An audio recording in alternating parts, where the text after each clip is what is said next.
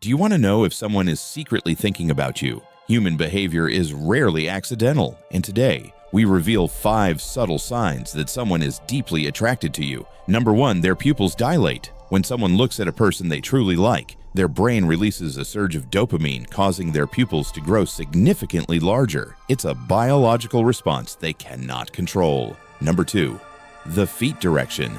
This is a classic dark psychology trick. Even if they are engaged in a conversation with someone else, if their feet are pointed directly towards you, it means their subconscious interest is locked on you. Number 3, subconscious mirroring. Have you noticed them touching their hair or adjusting their clothes right after you do? This is called mirroring, and it's a sign that they are trying to build an unconscious connection with you.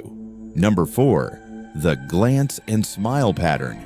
If you catch someone looking at you from across the room and they quickly look away with a small, shy smile, it's a clear indicator of hidden attraction. Number 5, preening behavior. When someone is near their crush, they subconsciously start fixing their hair, smoothing their shirt, or checking their appearance. They want to look their best specifically for you.